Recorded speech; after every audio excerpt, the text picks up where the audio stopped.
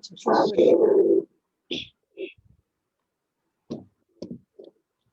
এর আগে হচ্ছে ব্লাডের দুটো সেল পড়ানো হয়ে গেছে, না ব্লাডের তিনটা সেল বলা হয়েছিল, আরবিসি, ডাব্লিউবিসি আর হচ্ছে প্লেটলেট।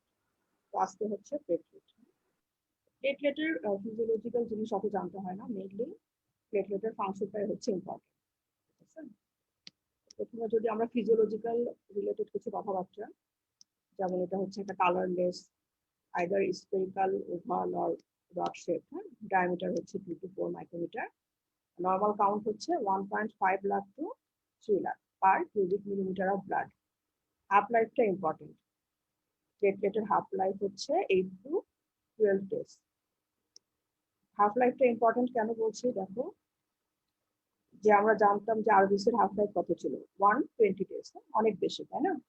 আর এখানে হচ্ছে মাত্র 8 থেকে 12 দিন।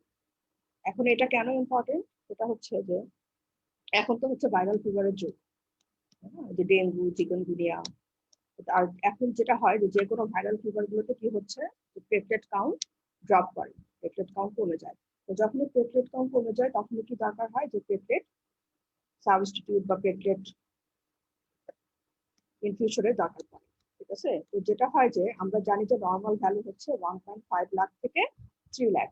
তো হচ্ছে সাধারণ যারা জেনারেল নন মেডিকেল পার্সন তারা হয়তো 1.5 লাখের কম হলেই প্যানিক হয়ে যায়, যে হচ্ছে প্লেটলেট কমে যাচ্ছে, এখন প্লেটলেট রিপ্লেস করতে হবে, প্লেটলেট ইনফিউশন করতে হবে।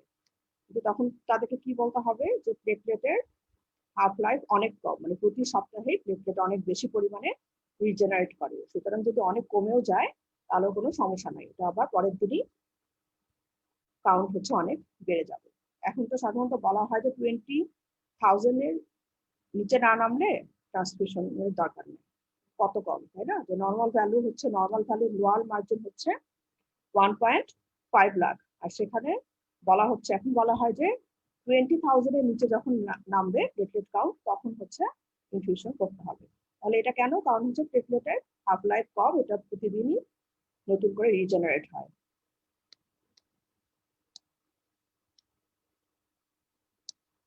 তাহলে এটা গেল হচ্ছে নর্মাল কথাবার্তা। এখন এখানে হচ্ছে প্লেটলেটের স্ট্রাকচারের একটা ছবি, এটা হচ্ছে ফার্মাকোলজির বইয়ে আছে এই ছবিটা। এখান থেকে ইম্পর্টেন্ট যেটা, যে প্লেটলেটের নিউক্লিয়াস থাকে না, এটাও আরবিসির মতো এখানে নিউক্লিয়াস থাকে না। আর ইম্পর্টেন্ট ফিচার হচ্ছে কিছু গ্র্যানিউল থাকে, যে dense granule, alpha granule. Granule গুলো থেকে বিভিন্ন ধরনের সাবস্টেন্স রিলিজ হয়, যেগুলো পরে কোয়াগুলেশন বা হেমোস্টেসিসের যে স্টেপ গুলো সেগুলোতে কাজে দেয়। যেমন ডেন্স গ্র্যানিউল থেকে ATP, ATP, histamine, calcium ion এগুলো রিলিজ হয়। তারপর আলফা গ্র্যানিউল থেকে von Willebrand factor, fibrinogen, platelet factor 4 এই টাইপের। আর প্লেটলেটে হচ্ছে অ্যাক্টিন মায়োসিন মলিকিউল থাকে। তোমরা জানো যে অ্যাক্টিন মায়োসিন মলিকিউল আমাদের কিসে হেল্প করে, কন্ট্রাকশনে হেল্প করে। প্লেটলেটটা হচ্ছে কন্ট্রাক্টিং ক্যাপাবিলিটি আছে, যেটা হচ্ছে কন্ট্রাক্ট করতে পারে, এদের কারণ এদের অ্যাক্টিন মায়োসিন আছে। এখান থেকে অনেক সময় জিজ্ঞাসা করে যে গ্র্যানিউল কয় ধরনের আছে, তখন বলতে হবে 2 ধরনের, একটা হচ্ছে ডেন্স গ্র্যানিউল আর একটা হচ্ছে আলফা গ্র্যানিউল। আর কি রিলিজ হয় তখন একটা হোল এগুলোর নাম বললেই হবে, 2-একটা। মেইনলি সারা ভন উইলিব্র্যান্ড ফ্যাক্টর, তারপর থ্রোম্বোক্সিন A2 যেটা এখানে নাই ছবিতে, প্লেটলেট ডিরাইভড গ্রোথ ফ্যাক্টর, এই 2-একটা নাম যদি বলতে পারো তাহলেই হবে।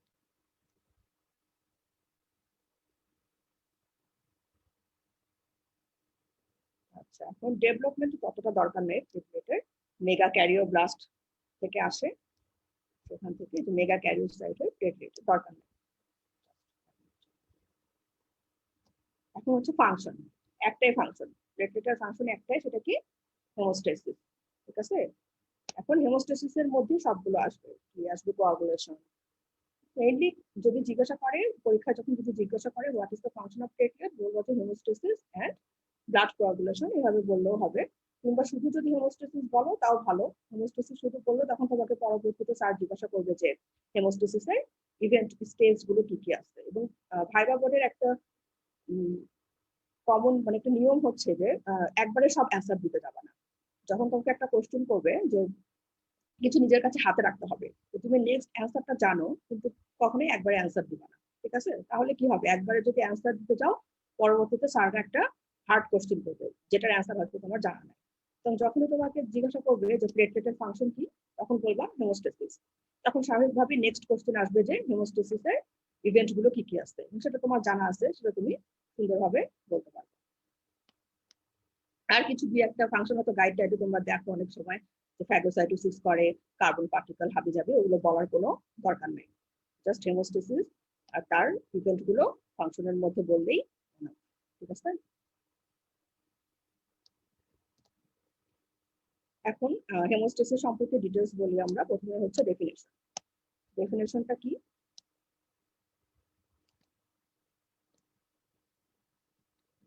spontaneous arrest of bleeding by physiological process, ঠিক আছে, by physiological process when minute blood vessels are ruptured is called hemostasis. তো এখানে দুইটা জিনিস খেয়াল রাখতে হবে, একটা হচ্ছে বাই ফিজিওলজিক্যাল প্রসেস এবং আরেকটা হচ্ছে কি যখন মাইনিউট ব্লাড ভেসেল গুলো রাপচার্ড হবে, মানে ছোট ছোট ব্লাড ভেসেল গুলো। বড় ব্লাড ভেসেল যখন রাপচার্ড হয় তখন সাথে সাথে হেমোস্ট্যাসিস অ্যাক্টিভেট হয়, কিন্তু ওইভাবে ওই লেভেলে কন্ট্রোল করতে পারে না যতটা নর্মাল ফিজিওলজিক্যাল প্রসেসে যতটুকু আমরা কন্ট্রোল করতে পারছি। আমরা তো এখানে নর্মাল ফিজিওলজি আমরা ডিসকাস করছি, অ্যাবনর্মাল প্যাথোলজিতে যেহেতু যাচ্ছি না। সুতরাং ডেফিনেশনে এখানে এতটুকুই বলতে হবে যে দুইটা জিনিস খেয়াল রাখতে হবে, একটা হচ্ছে ফিজিওলজিক্যাল প্রসেস, এটা একটা, আর হচ্ছে 2 নাম্বার হচ্ছে যখন রাপচার্ড হবে মাইনিউট ব্লাড ভেসেলস আর রাপচার্ড, ঠিক আছে। এই দুটো পয়েন্ট মিস করা যাবে না। এখন হচ্ছে ইভেন্টস এ আসো। আমরা সবাই জানি যে 4টা ইভেন্ট আছে হেমোস্ট্যাসিসের। 1 নাম্বার হচ্ছে ভাস্কুলার কনস্ট্রিকশন, 2 নাম্বার হচ্ছে প্লেটেড প্লাক ফর্মেশন, তারপর 3 নাম্বার হচ্ছে formation of blood clot as a result of blood coagulation, মানে 3 নাম্বার পয়েন্ট হচ্ছে ব্লাড কোয়াগুলেশন। এবং 4 নাম্বার হচ্ছে যে ক্লটটা যে ফর্ম হলো সেটা আইদার কি হবে, সেটার উপরে ফাইব্রাস অর্গানাইজেশন হবে অথবা ডিসোলিউশন অফ দা ক্লট হবে।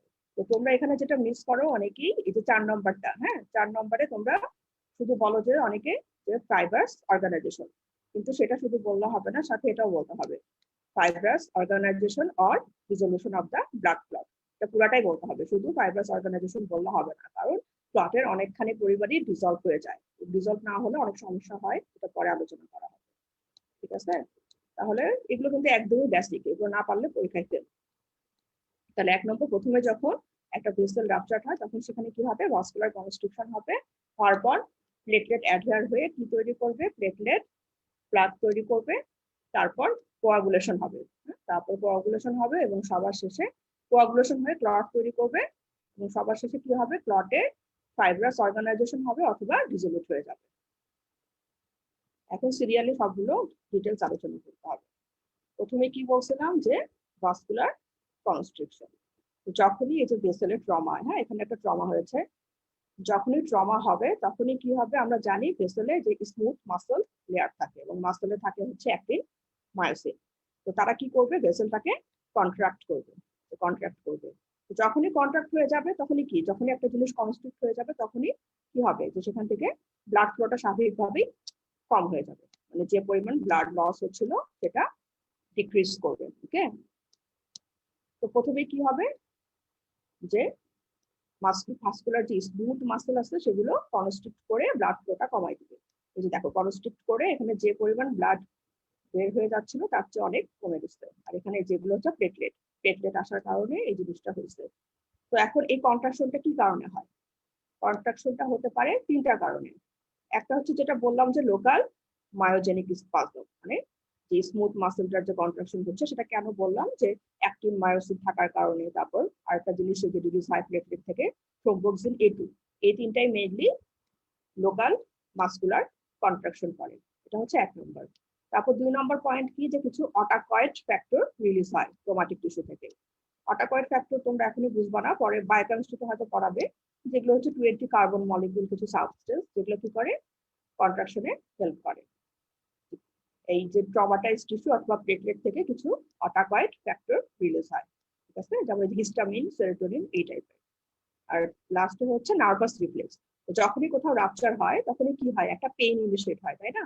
তো পেইন হলে কি হয়, সেখান থেকে রিফ্লেক্স সেন্ট্রাল নার্ভাস সিস্টেমে যায়, তখন সেন্ট্রাল নার্ভাস সিস্টেম কি করে, রিফ্লেক্সকে ফেরত পাঠায় যে ওই জায়গায় একটা সমস্যা হয়েছে, এবং এই যে রিফ্লেক্সটা ফেরত পাঠাচ্ছে যার কারণে ওই জায়গায় যে স্মুথ মাসেল গুলো ছিল বা ভেসেল গুলো ছিল সেগুলো হচ্ছে কনস্ট্রিক্ট করে। তাহলে এই তিনটা ফ্যাক্টর কাজ করে। একটা কি, যে লোকাল মায়োজেনিক স্পাজম, 1 নম্বর। 2 নম্বর হচ্ছে রিলিজ অফ লোকাল অটাকয়েড ফ্যাক্টর, আর 3 নম্বরটা হচ্ছে নার্ভাস রিফ্লেক্স। এই তিনটা ফ্যাক্টরের কারণে ভেসেল কনস্ট্রিক্ট করবে এবং আলটিমেটলি কি করবে, যে ব্লাড ফ্লো কমাই দিবে। এটা গেল হচ্ছে 1 নম্বর ইভেন্ট ভাস্কুলার কনস্ট্রিকশন। 2 নম্বরটা কি, 2 নম্বর হচ্ছে ফর্মেশন অফ প্লেটলেট প্লাগ। এখন নাম শুনেই বোঝা যাচ্ছে যে অনেক পরিমাণে প্লেটলেট এসে একটা প্লাগ তৈরি করবে। একটা প্লাগ যখনই তৈরি করবে তখনই কি হবে, যে ব্লিডিংটা হচ্ছিল সেটা কমে যাবে, কারণ ওখানে একটা প্লাগের মতো হয়ে ওই যে হোলটা হয়েছিল সেই হোলটাকে ক্লোজ করে দিবে। ঠিক আছে, তো এখন এখানে মেকানিজমটা আসলে কি হয় প্লেটলেট প্লাগ ফর্মেশনের ক্ষেত্রে। তো যখনই প্লেটলেট হচ্ছে কন্ট্যাক্টে আসে কিসের, এই যে ড্যামেজড ভাস্কুলার ওয়াল, হ্যাঁ এই যে এখানে দেখো এটা হচ্ছে ড্যামেজড ভাস্কুলার ওয়াল। তো যখনই প্লেটলেট ড্যামেজড ভাস্কুলার ওয়ালের কন্ট্যাক্টে আসবে তখনই কি হয়, প্লেটলেটটা কি করে, সিউডোপোর্ট, হ্যাঁ প্লেটলেটটা অনেক সুয়েল হয়ে যায়, সুয়েল হয়ে কি করে সিউডোপোর্ট রিলিজ করে। করার ফলে কি হয়, এখান থেকে যে প্লেটলেটের ভিতরে যে বিভিন্ন ধরনের গ্র্যানুল আছে সেগুলো অ্যাক্টিভেট হয়, অ্যাক্টিভেট হয়ে বিভিন্ন ধরনের জিনিসপত্র রিলিজ করা শুরু করে। তখন যখনই এই গ্র্যানুলগুলো রিলিজ হয় তখন প্লেটলেটটা কি হয়ে যায়, প্লেটলেটটার নেচার চেঞ্জ হয়ে প্লেটলেটটা হচ্ছে স্টিকি হয়ে যায়, যার টেন্ডেন্সি থাকে হচ্ছে সহজেই অন্য কোনো কিছুর সাথে অ্যাডহেয়ার হতে পারবে। তো যখন এই প্লেটলেটটা স্টিকি হয়ে যায় তখন সেটা যে অ্যাডহেয়ার হয় কার সাথে, এই যে ভন উইলিব্র্যান্ড ফ্যাক্টরের সাথে। এই প্লেটলেটটা যায় ভন উইলিব্র্যান্ড ফ্যাক্টরের সাথে অ্যাডহেয়ার হয়। যখন প্লেটলেটটা ভন উইলিব্র্যান্ড ফ্যাক্টরের সাথে অ্যাডহেয়ার হয় তখন কি করে, তখন এখান থেকে প্লেটলেট থেকে বা রিলিজ হবে হচ্ছে এডিপি থ্রোম্বোক্সিন, হ্যাঁ এডিপি এন্ড থ্রোম্বোক্সিন A2, এই ফ্যাক্টরগুলো রিলিজ হয়। যখন এই ফ্যাক্টরগুলো রিলিজ হয় এগুলো করে কি, আশেপাশে যে প্লেটলেট গুলো আছে আরো সেগুলোকেও অ্যাক্টিভেট করে এবং সেগুলোরও স্টিকিনেস বাড়ায় দেয়। তো যখন আশেপাশে প্লেটলেট গুলোর স্টিকিনেস বেড়ে যাচ্ছে তখন সেগুলো এসে করে কি, প্রাইমারি যে প্লেটলেটটা অ্যাক্টিভেট হয়েছিল সেটার গায়ে এসে লেগে যায়। ঠিক আছে, যার ফলে কি হচ্ছে, একটার সাথে আরেকটা প্লেটলেট একে অপরের সাথে লেগে যাচ্ছে, লেগে যেয়ে কি ফর্মেশন করছে, প্লেটলেট প্লাগ ফর্মেশন করছে। তাহলে আরেকবার একটু বলি, যে প্রথমে কি হবে, যখনই প্লেটলেটটা ড্যামেজড ওয়ালের কন্ট্যাক্টে আসে তখন প্লেটলেটটা অ্যাক্টিভেট হয়ে যায় এবং সুয়েল হয়ে সিউডোপোর্ট রিলিজ করে। অ্যাক্টিভেট হওয়ার কারণে কি হয়, এখানে ভিতরে যে গ্র্যানুল গুলো আছে সেগুলো রিলিজ হওয়া শুরু করে। রিলিজ হওয়া শুরু করলে প্লেটলেটটার স্টিকিনেস বেড়ে যায়, তখন এটা ভন উইলিব্র্যান্ড ফ্যাক্টরের সাথে অ্যাডহেয়ার হয়। তখন কি রিলিজ করে, থ্রোম্বোক্সিন আর এডিপি, এগুলো করে কি আশেপাশে প্লেটলেটের উপর কাজ করে, সেগুলোর স্টিকিনেস বাড়ায় দেয়। তখন সবাই একে অপরের সাথে অ্যাটাচড হয়ে যায়, হয়ে প্লেটলেট প্লাগ ফর্মেশন করে। তাহলে যদি আমরা স্টেজ বলি তাহলে 3টা স্টেজ বলা যায়। প্রথমে কি হবে, যে প্লেটলেটটা অ্যাডহেশন হলো, এই যে ট্রমাটাইজড টিস্যুর সাথে অ্যাডহেশন হবে। তারপর 2 নম্বর প্লেটলেট অ্যাক্টিভেট হয়ে সেক্রেশন করবে বিভিন্ন রকমের গ্র্যানিউল। তারপরে শেষে কি হবে, যে প্লেটলেট গুলো সব অ্যাগ্রিগেট হলো। হ্যাঁ, তাহলে 3টা স্টেজে হয়, platelet deposition and adhesion, platelet secretion and platelet aggregation হয়ে তাহলে আলটিমেটলি এই যে প্লেটলেট প্লাগ ফর্মেশন করলো। তাহলে এটা গেল হচ্ছে 2 নম্বর। এখন 3 নম্বর যেটা হচ্ছে কোয়াগুলেশন। কোয়াগুলেশন কোয়াগুলেশনটা কি, প্রথমে ডেফিনেশন যদি আমরা বলি, coagulation is a complex cascade reaction by which soluble fibrinogen is converted into insoluble fibrin by thrombin and form a semi-solid mass called clot. তোমরা ডেফিনেশন এটাই বলবা, অন্য ডেফিনেশন বলবা না, এই ডেফিনেশনটাই সাধারণত স্যারেরা শুনতে চায়। ঠিক আছে, তো এখানে যে ক্লটের কারণে যে ফিব্রিনোজেনটা তৈরি হয় সেটা ইনসলিউবল, সেটা সলিউবল থাকে, সেটাকে আমাদেরকে ইনসলিউবল করতে হবে এবং সেটাকে আরো স্ট্রং করতে হবে। এই যে প্রসেসটা সেটাই হচ্ছে কোয়াগুলেশন। এখন কোয়াগুলেশনের বেসিক স্টেপ, প্রথমে হচ্ছে বেসিক স্টেপ। বেসিক স্টেপ 3টা। প্রথমে কি হয়, এই যে প্রথম বিনটা থ্রম্বিনে কনভার্ট হয়। ঠিক আছে, প্রথম বিনটা থ্রম্বিনে কনভার্ট হয় কি দিয়ে, প্রথম বিন অ্যাক্টিভেটর দিয়ে, প্রথম বিন অ্যাক্টিভেটর দিয়ে প্রথম বিনটা থ্রম্বিনে কনভার্ট হবে।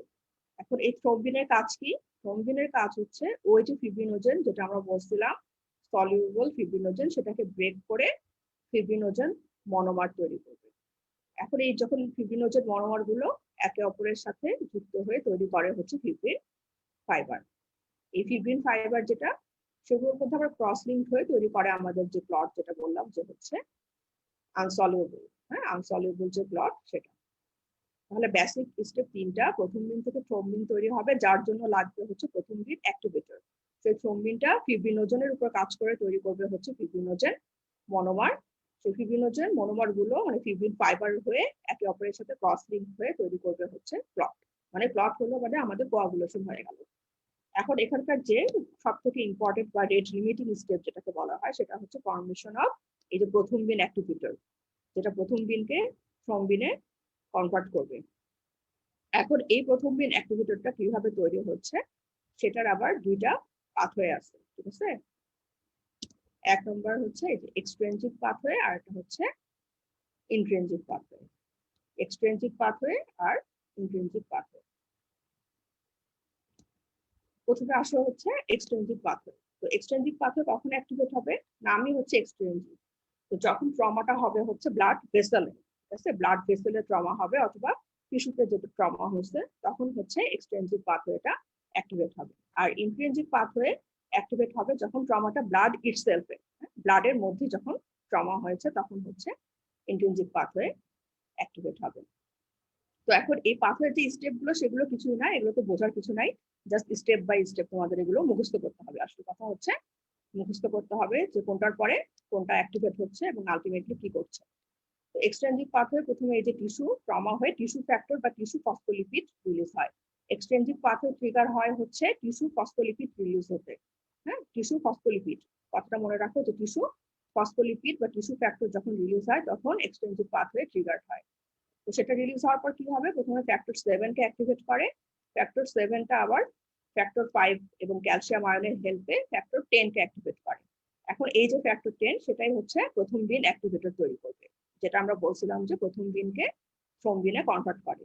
তো এখানে কোনগুলো ক্যাটালিস্ট হিসেবে কাজ করে সেগুলো একটু মনে রাখতে হবে, এটা যাতে রিটেনে তো আসেই, রিটেনে কমন কোশ্চেন অল্টারনেটিভ ওয়েতে একবার ইন্ট্রিনসিক পাথওয়ে একবার এক্সট্রিনসিক পাথওয়ে আসে। তো তখন স্টেপ গুলোর সাথে সাথে ক্যাটালিস্ট গুলোর নাম মনে রাখতে হবে, যেমন এখানে যেমন ক্যালসিয়াম আয়ন লাগছে, তারপরে যে প্লেটলেট ফসফোলিপিড লাগছে, এখানে ফ্যাক্টর 5 লাগছে, তো এই জিনিসগুলো একটু মাথায় রাখতে হবে। তো এটাই গেল হচ্ছে এক্সটেনসিভ পাথওয়ে। এখানে কি বলছিলাম, কি রিলিজ হলে ট্রিগার হয়, টিস্যু ফসফোলিপিড বা টিস্যু ফ্যাক্টর যখন রিলিজ হবে তখন এক্সটেনসিভ পাথওয়ে ট্রিগার হবে। আর ইন্ট্রিনসিক পাথওয়ে ট্রিগার হবে হচ্ছে প্লেটলেট ফসফোলিপিড, হ্যাঁ এখানে হচ্ছে প্লেটলেট ফসফোলিপিড রিলিজ হয় যখনই ব্লাড হচ্ছে ট্রমা হয় অথবা ব্লাড কোনো ড্যামেজড ভেসেলের কন্ট্যাক্টে আসে অথবা কন্ট্যাক্ট উইথ কোলাজেন, তখন ইন্ট্রিনসিক পাথওয়ে ইনিশিয়েট হবে এবং প্লেটলেট ফসফোলিপিড রিলিজ হয়, ঠিক আছে। তো ইন্ট্রিনসিক পাথওয়ে স্টেপ একটু বেশি, প্রথমে হচ্ছে 12 অ্যাক্টিভেট হবে, তারপর হচ্ছে 11, তারপর 9, তারপর 8, তারপর শেষে যে এই যে আগের মতোই ফ্যাক্টর 10 অ্যাক্টিভেট হয়ে থ্রোম্বিনকে প্রথম দিন অ্যাক্টিভেটর তৈরি করবে, যেটা প্রথম দিন অ্যাক্টিভেটরের কাজ কি, প্রথম দিনকে থ্রোম্বিনে কনভার্ট করা। তো পরীক্ষায় তোমাদের হচ্ছে জিজ্ঞাসা করে যে এক্সট্রিনসিক আর ইন্ট্রিনসিকের মধ্যে পার্থক্য কি। বেসিক মেইন পার্থক্য যেটা আমি বললাম যে 1 নম্বর এক্সট্রিনসিকে কখন ট্রিগার হবে, যখন টিস্যু ফসফোলিপিড রিলিজ হয়, আর প্লেটলেট আর ইন্ট্রিনসিক পাথওয়ে ট্রিগার অ্যাক্টিভেট হবে যখন প্লেটলেট ফসফোলিপিড রিলিজ হবে। আর কিছু তো এমনিতে নরমালি দেখতে পাচ্ছ যে ইন্ট্রিনসিক পাথওয়েতে টাইম বেশি লাগে, স্টেপ বেশি, এক্সট্রিনসিকে হচ্ছে টাইম কম লাগে, স্টেপ কম, এরকমই দুই একটা আছে। আবার অনেক সময় জিজ্ঞাসা করা হয় যে টেস্ট টিউবে যে আমরা ব্লাডটা রাখি ল্যাবরেটরিতে, টেস্ট টিউবে যে আমরা ব্লাড রাখি সেখানে যে কোয়াগুলেশনটা হচ্ছে সেটা কোন পাথওয়েতে হচ্ছে, তো সেটা হচ্ছে ইন্ট্রিনসিক পাথওয়ে, কারণ ওখানে তো ব্লাড ভেসেলই নাই, আছে শুধু হচ্ছে ব্লাড, সুতরাং অবশ্যই ট্রমাটা হচ্ছে ব্লাডের মধ্যে হচ্ছে, এবং ব্লাডটা যখন কেন হচ্ছে যে টেস্ট টিউবের সাথে কন্ট্যাক্ট হচ্ছে, কন্ট্যাক্ট হয়ে সেই ট্রমাটা হচ্ছে ইনডিউস করছে হচ্ছে কোয়াগুলেশন। এই কোশ্চেনটা অনেক সময় জিজ্ঞাসা করে যে ল্যাবরেটরিতে টেস্ট টিউবে কোন পাথওয়েতে কোয়াগুলেশনটা হচ্ছে। তো আমরা এখন এর মাধ্যমে কি পাইলাম, আসলে প্রথম দিন অ্যাক্টিভেটর পেয়ে গেছি আমরা, ঠিক আছে, প্রথম দিন অ্যাক্টিভেটর পেয়ে গেছি। এখন এই প্রথম দিন অ্যাক্টিভেটরটা কি করবে, যেটা বলছিলাম যে এই যে ফিব্রিনোজেনকে ফিব্রিন ফাইবারে কনভার্ট করবে। সেটা কিভাবে করে, প্রথম দিন অ্যাক্টিভেটরটা কি করবে, আগে প্রথম দিনকে থ্রোম্বিন করবে, তাই না। এখন এই থ্রোম্বিনটার কাজ হচ্ছে ফিব্রিনোজেনকে ফিব্রিন ফাইবারে কনভার্ট করা। সেটা কিভাবে করে? থ্রোম্বিনটা করে কি, এই যে ফিব্রিনোজেন থেকে 4টা লো মলিকুলার ওয়েট পেপটাইডকে রিমুভ করে দেয়। 4টা পেপটাইডের ছবি দেওয়া আছে, 4টা লো মলিকুলার ওয়েট পেপটাইডকে রিমুভ করে, যার ফলে কি তৈরি হয়? ফিব্রিন মনোমার তৈরি হয়। আর এই ফিব্রিন মনোমার গুলো খুবই টেন্ডেন্সি থাকে একে অপরের সাথে বাইন্ড করার। যখন এই ফিব্রিন মনোমার গুলো তৈরি হয় তখন এরা কি করে? একে অপরের সাথে বাইন্ড করা শুরু করে। তো প্রথমে ডাইমার তৈরি করে, ডাইমার তৈরি করার পর আলটিমেটলি তৈরি করে হচ্ছে ফিব্রিন পলিমার। এই ফিব্রিন যে পলিমারটা তৈরি হচ্ছে এটাই হচ্ছে আমাদের ক্লট। ফিব্রিনোজেনটা ছিল হচ্ছে সলিউবল আর এটা হচ্ছে ইনসলিউবল। এখন এই ক্লটের স্ট্রেংথটা কম থাকে, যেটা আমাদের এই ফিব্রিন পলিমারটা তৈরি হচ্ছে প্রথমে, এটার স্ট্রেংথটা কম থাকে। কেন কম থাকে? কারণ এর মধ্যে আসতে হচ্ছে নন কোভ্যালেন্ট হাইড্রোজেন বন্ড, ঠিক আছে? নন কোভ্যালেন্ট হাইড্রোজেন বন্ড, যেটা হচ্ছে উইক বন্ড, যেটা সহজেই ব্রেক করতে পারে। তো এখন এটাকে আমরা স্ট্রং কিভাবে করব? এটা কে করে? এটাও এই থ্রোম্বিন করে। কিভাবে? একটা ফ্যাক্টর রিলিজ করে যেটার নাম হচ্ছে ফিব্রিন স্ট্যাবিলাইজিং ফ্যাক্টর। নামই হচ্ছে ফিব্রিন স্ট্যাবিলাইজিং ফ্যাক্টর, মানে এই ফিব্রিনকে সে হচ্ছে স্ট্যাবিলাইজ করবে। ওই যে নন কোভ্যালেন্ট হাইড্রোজেন বন্ড ছিল সেটাকে ভেঙে দিয়ে কোভ্যালেন্ট বন্ড তৈরি করবে এদের মধ্যে, যার কারণে কি হবে? ক্লটটা আমাদের স্ট্রং তৈরি হলো, ঠিক আছে? তাহলে কি করলাম আমরা? ইনসলিউবল ফিব্রিনোজেনকে ইনসলিউবল ক্লটে কনভার্ট করলাম। এখন এই যে ক্লট তৈরি হলো, এরপরে কি হবে? এর পরের কনসিকুয়েন্স কি? ক্লট তৈরি হওয়ার পরে এখানে কিন্তু পুরোপুরি কমপ্লিট হয়ে যায়নি, এরপরে আরো কনসিকুয়েন্স আছে। আগে দেখে নেই যে ক্লটটা কি জিনিস। What is clot? ক্লট কি? দেখো, clot is composed of a meshwork of fibrin fibers running in all directions and entrapping blood cells, platelets and plasma. এটা হচ্ছে ক্লটের ডেফিনিশন, ঠিক আছে? Meshwork of fibrin fibers running in all directions and entrapping blood cells, platelet and plasma. মানে এর মধ্যে sell আছে, platelet তো আছে এবং প্লাজমাও আছে, মানে লিকুইডও আছে, ঠিক আছে? তো তারপরে কি কনসিকুয়েন্স হবে ক্লট হওয়ার পরে? ক্লট রিট্রাকশন, ঠিক আছে? কি হবে? Clot retraction. এখন এটা আবার কি জিনিস? What is clot retraction? এটা কিছুই না, ক্লট তৈরি হওয়ার কয়েক মিনিট পরে কি হয়? ক্লটটা কন্ট্রাক্ট করা শুরু করে। কেন কন্ট্রাক্ট করা শুরু করে? কারণ আমরা বলছি যে ক্লটের মধ্যে প্লাজমা আছে, মানে অনেক পরিমাণে ফ্লুইড আছে, সেই ফ্লুইড গুলোকে বের করে দেওয়ার জন্য। তো যখনই ক্লটটা কন্ট্রাক্ট করে তখন কি করে? এই যে দেখো, expresses most of the fluid from the clot within 20 to 60 minutes. তো যখনই ফ্লুইডটাকে বের করে দেয় তখনই কি হয়? ক্লটটা আরো হার্ড হবে স্বাভাবিকভাবেই, মানে ক্লটের স্ট্রেংথ আরো বেড়ে যাবে। এবং এই যে ফ্লুইডটাকে স্কুইজ করে যে ফ্লুইডটা বের হয়ে যায় সেটা হচ্ছে সেরাম, ঠিক আছে? এটাকে সেরাম বলা হয়, ওর মধ্যে কোনো ক্লটিং ফ্যাক্টর থাকে না। আর এই ক্লট রিট্রাক্ট করার ফলে কি হবে? যে ব্রোকেন ব্লাড ভেসেল গুলো ছিল সেগুলো পুল টুগেদার, মানে একে অপরের সাথে লেগে যাবে, যেটা কন্ট্রিবিউট করবে যে ফার্দার টু হিমোস্টেসিস, মানে হিমোস্টেসিস প্রসেসটাকে আরো বেশি ইনফ্লুয়েন্স করবে। তো আমরা গেলাম ক্লট রিট্রাকশন। তো আমরা এটা কি বলছিলাম? যে ক্লট তৈরি হওয়ার পর তারপরে কি কনসিকুয়েন্স হচ্ছে? যে প্রথমে হবে ক্লট রিট্রাকশন হয়ে ক্লটটাকে আরো হার্ড করবে। তারপর নেক্সট যেটা হতে পারে যে ক্লট ডিসোলিউশন। আমরা বলছিলাম যে লাস্ট স্টেপ ছিল যে either fibrous organisation or dissolution of the clot. Fibrous organisation মানে ফাইব্রাস টিস্যু ফর্ম হবে ক্লটের উপর, সেটা হচ্ছে স্বাভাবিক নর্মাল যে ফাইব্রাস টিস্যু ফর্ম হলো।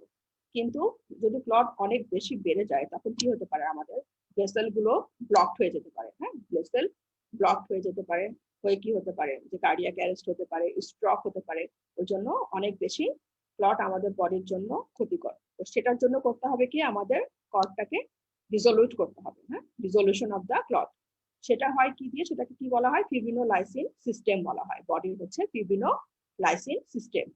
যে প্রক্রিয়াতে, যে প্রসেসে ক্লটটা ডিসোলিউট হয়ে যায় সেই প্রসেসটাকে বলা হয় হচ্ছে ফিব্রিনোলাইসিন সিস্টেম।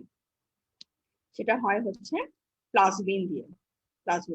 প্লাজমিনটা হয়, প্লাজমিনটা আসে কোথা থেকে? প্লাজমিনোজেন দিয়ে। প্লাজমিনোজেনটা ইনঅ্যাক্টিভ ফর্ম, সেটা অ্যাক্টিভ হয় হচ্ছে টিস্যু। প্লাজমিনোজেন অ্যাক্টিভেটর দিয়ে প্লাজমিন তৈরি করে এবং এই প্লাজমিনটাই হচ্ছে ফিব্রিনকে ব্রেকডাউন করে ফিব্রিন ডিগ্রেডেশন প্রোডাক্ট তৈরি করে। যার নয়, ফিব্রিনটাই তো আমাদের প্লট ছিল, ফিব্রিন ডিগ্রেডেড হয়ে প্রোডাক্ট তৈরি করছে, মানে ফিব্রিনটা হচ্ছে ডিসোলিউট হয়ে যাচ্ছে। ফিব্রিনোলাইসিস সিস্টেম তোমাদের শর্ট নোট আসে, আর সময় পরীক্ষাতে জিজ্ঞাসা করে যে হোয়াট ইজ ফিব্রিনোলাইসিস।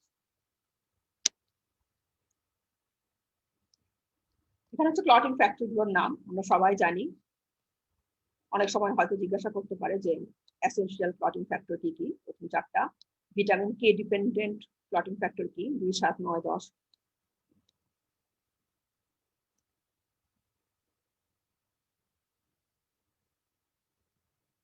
এখন আরেকটা যেটা জানতে হবে তোমাদের, আমাদের বডির ন্যাচারাল অ্যান্টিকোয়াগুলেন্ট মেকানিজম। ন্যাচারালি কেন ব্লাড ক্লট হচ্ছে না, আমাদের ব্লাড ভেসেলের মধ্যে কেন ন্যাচারালি ব্লাড ক্লট হচ্ছে না, সেটা হচ্ছে যে ন্যাচারাল অ্যান্টিকোয়াগুলেন্ট মেকানিজম। ঠিক আছে, অনেকগুলো ফ্যাক্টর আছে। দেখো প্রথমে কি, যে smoothness of the endothelial cell surface, মানে আমাদের ব্লাড ভেসেলের যে সারফেসটা সেটা হচ্ছে স্মুথ থাকে। হ্যাঁ, স্মুথ থাকার কারণে ব্লাড হচ্ছে ট্রমাটা যখন কখন অ্যাক্টিভেট হয় কোয়াগুলেশন সিস্টেম, আমরা জানি যে যখনই ট্রমা হচ্ছে, ট্রমার সাথে যখন কন্ট্যাক্ট হচ্ছে তখনই কোয়াগুলেটিং সিস্টেম হচ্ছে অ্যাক্টিভেট হচ্ছে। তো স্বাভাবিকভাবে যখন এটা স্মুথ হয়ে আসছে তখন কোয়াগুলেশন সিস্টেম অ্যাক্টিভেট হবে না, প্রিভেন্ট করবে হচ্ছে কোয়াগুলেশন। তারপর 2 নম্বর হচ্ছে যে একটা গ্লাইকোক্যালিক্স লেয়ার থাকে। হ্যাঁ, ব্লাড ভেসেলের গায়ে গ্লাইকোক্যালিক্স লেয়ার থাকে। তোমরা সেল মেমব্রেনে পড়ছো যে গ্লাইকোক্যালিক্স ছিল, ওখানে ফাংশন করা হয়েছিল যে কি, এটা নেগেটিভলি চার্জ থাকে গ্লাইকোক্যালিক্স লেয়ারটা, যেটা কি করে ট্রমা হওয়াকে প্রিভেন্ট করে, মানে কোনো ইনজুরিয়াস সাবস্টেন্স আসলে সেগুলোকে রিপেল করে দেয়।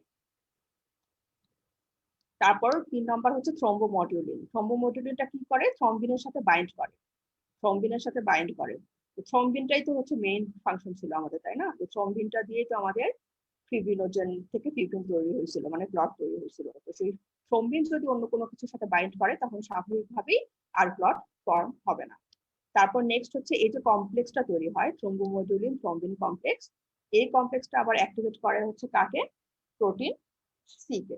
ঠিক আছে, এবং প্রোটিন সি হচ্ছে কিছু ক্লটিং ফ্যাক্টরকে অ্যাক্টিভেট হতে ইনহিবিট করে, যেমন হচ্ছে ফ্যাক্টর 5, ফ্যাক্টর 8, এই ফ্যাক্টরগুলোকে ইনহিবিট করে থ্রম্বোমডিউলিন থ্রম্বিন কমপ্লেক্স। তারপর নেক্সট হচ্ছে ফিব্রিন ফাইবার। ফিব্রিন ফাইবারটা কি করে, যে যত বেশি ফিব্রিন ফাইবার তৈরি হবে, ওই যে থ্রম্বিনটা যে ছিল সেই থ্রম্বিনটা সেই ফাইবারগুলোর মধ্যে অ্যাবজর্ব হয়ে যায়। তো থ্রম্বিন যদি অ্যাবজর্ব হয়ে যায় তাহলে স্বাভাবিকভাবেই ফিব্রিন আর ফার্দার ফিব্রিন তৈরি হতে পারবে না, মানে ফার্দার ক্লট তৈরি হতে পারবে না। এবং তারপর নেক্সট হচ্ছে অ্যান্টিথ্রম্বিন 3, এবং কিছু ফিব্রিন যদি ফিব্রিন ফাইবারে অ্যাবজর্ব নাও হয়, সেগুলো যে বাইন্ড করে হচ্ছে এই অ্যান্টিথ্রম্বিন 3 এর সাথে। তো এই অ্যান্টিথ্রম্বিন 3 এর সাথে যদি বাইন্ড করে সেই থ্রম্বিনটাকে ইনঅ্যাক্টিভেট করে দেয়। এবং লাস্টলি হচ্ছে হেপারিন। হেপারিনটা হচ্ছে নর্মালি অত বেশি স্ট্রং অ্যান্টিকোয়াগুলেন্ট হিসেবে কাজ করে না, কিন্তু যখনই এটা অ্যান্টিথ্রম্বিন 3 এর সাথে বা অ্যান্টিথ্রম্বিন সাথে বাইন্ড করে তখনই এটা করে কি, তখন এটা অনেক হিউজ পরিমাণে থ্রম্বিনকে ইনঅ্যাক্টিভেট করতে পারে। তখন এটার যে অ্যাক্টিভিটি অ্যান্টিথ্রম্বিন 3 এর অ্যাক্টিভিটিটাকে 100-fold বাড়ায় দেয়, যার ফলে অ্যান্টিকোয়াগুলেশন মানে কোয়াগুলেশনকে প্রিভেন্ট করে। এগুলো হচ্ছে ন্যাচারাল, আমাদের বডির ন্যাচারাল অ্যান্টিকোয়াগুলেন্ট। এটা কোশ্চেন আছে যে discuss the natural anticoagulant mechanism, অথবা কোন কোন ফ্যাক্টর অ্যান্টিকোয়াগুলেন্ট হিসেবে ন্যাচারালি বডিতে কাজ করছে। এগুলো হচ্ছে ন্যাচারাল। আর আর্টিফিশিয়াল তোমরা জানোই, আর্টিফিশিয়াল পাওয়া যায় অনেক কিছু, বা ল্যাবরেটরিতে যেগুলো ইউজ করা হয়, প্র্যাকটিক্যালি তোমাদের পড়ানো হয়, যেমন হেপারিন, তারপর লো মলিকুলার ওয়েট হেপারিন, তারপর পল হেলার মিক্সচার, এরকম অনেক আছে। সেগুলো ল্যাবরেটরিতে প্র্যাকটিক্যালে পড়াবে, চিন্তার কিছু নাই। আচ্ছা, তো এই পর্যন্ত হচ্ছে ফিজিওলজিক্যাল রিলেটেড যা কিছু ছিল সেগুলো মোটামুটি ডিসকাস হয়ে গেল। ঠিক আছে, ফিজিওলজিক্যাল রিলেট। এখন ক্লিনিক্যাল ফিজিওলজিক্যাল রিলেট কিছু কোশ্চেন তোমাদের পরীক্ষায় আসে, যেমন হচ্ছে ব্লিডিং ডিসঅর্ডার। ব্লিডিং ডিসঅর্ডার থেকে যেমন হিমোফিলিয়া, তারপর পারপিউরা, থ্রোম্বোসাইটোপিনিয়া, এই 3টা শর্ট নোট আসে। তো এগুলো হচ্ছে আসলে ডিসকাস করার কিছু নাই, এগুলো জাস্ট তোমরা কোনো ক্লিনিক্যাল মেডিসিনের বই থেকে অথবা কোনো গাইড থেকে শর্ট নোটের মতো করে যতটুকু পড়া দরকার ততটুকু পড়ে নিলেই হবে। হিমোফিলিয়া আমরা সবাই জানি যে ফ্যাক্টর 8 আর 9 এর ডেফিসিয়েন্সির কারণে হয়। এটা হচ্ছে একটা এক্স লিঙ্কড ইনহেরিটেড ডিসঅর্ডার, মানে বংশানুক্রমে ট্রান্সমিট হয়। আর পারপিউরারে কিছু কষ্ট জানলেই হয়, তার বেশি কিছু জানার দরকার নাই। আর ব্লিডিং ডিসঅর্ডারের টেস্টের জন্য যেগুলো আছে, যে ব্লিডিং টাইম, ক্লটিং টাইম, প্রথম দিন টাইম, সেগুলো প্র্যাকটিক্যালি ডিটেলস পড়ানো হয়, ওই জন্য ওগুলো এখানে পড়ানোর দরকার নাই, প্র্যাকটিক্যালি ওসব পড়াই দিবে ডিটেলস। এবং প্রতিটা এই কন্ডিশনে যে হিমোফিলিয়ায় কোন অ্যাবনর্মালিটিটা হয়, যে ক্লটিং টাইম ইনক্রিজ করে, তাই না? এরকম মানে প্রতিটা টাইমের একটা করে এক্সাম্পল, যে কেন প্রলং হচ্ছে ব্লিডিং টাইম, কেন প্রলং হচ্ছে ক্লটিং টাইম, কেন প্রলং হচ্ছে, এগুলো প্র্যাকটিক্যালি আসলে অনেক ডিটেলস পড়ানো হয়, ওই জন্য এই ক্লাসে দরকার নাই। তোমরা জাস্ট ওগুলো শর্ট নোট হিসাবে করে নিও কোনো একটা গাইড থেকে বা কোনো মেডিসিনের বই থেকে। আর প্লেটলেটের মোটামুটি এখানেই শেষ, এতটুকু যদি পড়ো যথেষ্ট, এর চেয়ে বেশি কিছু আর জানারও দরকার নেই। কারো যদি কোনো কোশ্চেন থাকে তাহলে পরে জিজ্ঞাসা করিও। ঠিক আছে, আজকে তাহলে এখানে শেষ করে দিই।